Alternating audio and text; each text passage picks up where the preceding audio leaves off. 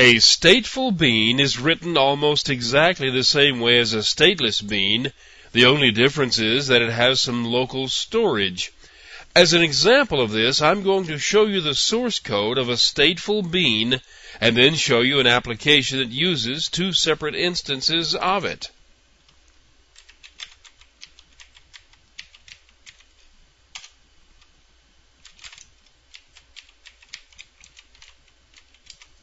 This is the interface that specifies the methods of the bean. This bean represents a rectangle of a specific height and width.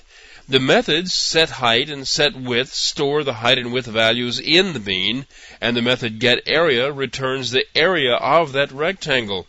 Simple, but it does mean that the bean holds information put there for later retrieval.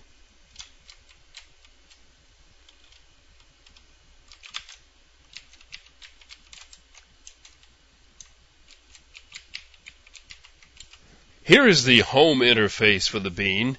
Except for the name of the class, there is no difference between this code and the one in the previous example. It's just the create method declaration.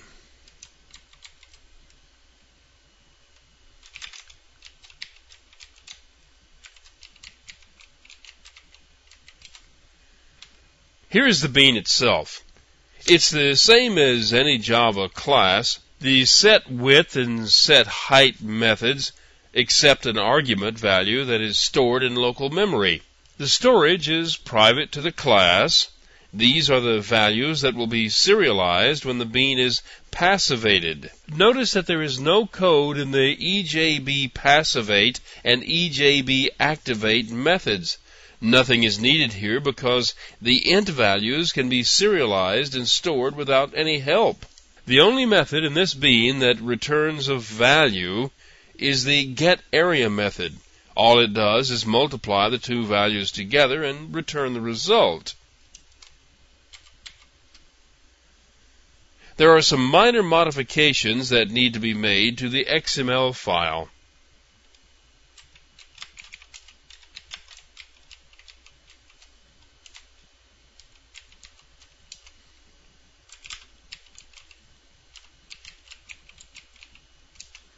This is a copy of the XML file that was used in the previous example, except all the occurrences of the ccount name have been changed to rect, and there is one other change.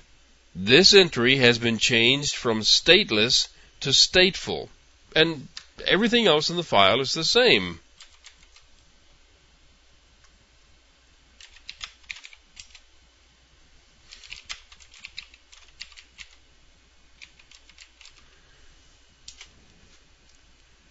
There is a single build bean script that sets the class path and compiles the Java source into the class files of the bean.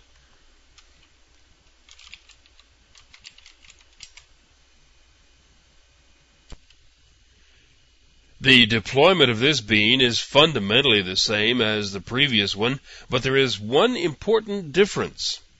During the configuration, this button was set to indicate that this is a stateful bean, not a stateless bean.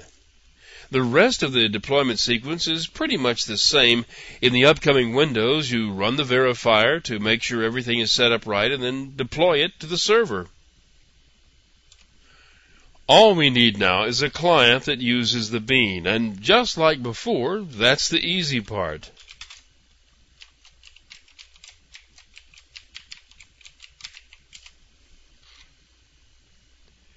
An initial context object is used to retrieve a reference to the object that manufactures the beans, and the object then is narrowed into one that can be used inside this program. In this example, we retrieve two references to a bean, and since this is a stateful bean, that means there are two instances of the bean created inside the server.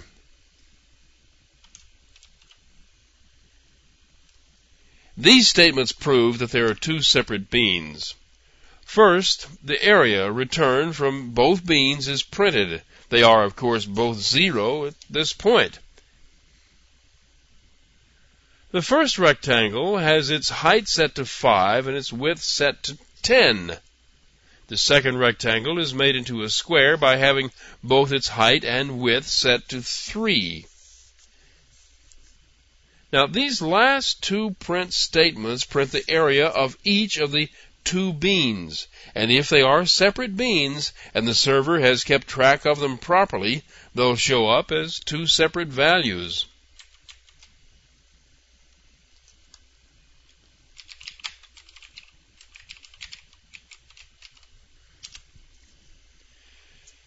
The script that builds the client sets the class path to the J2EE jar file and to the jar file that was returned from the server specifically for this bean. Then, setting the class path to the same thing again makes it possible to run the program to create the two stateful bean instances.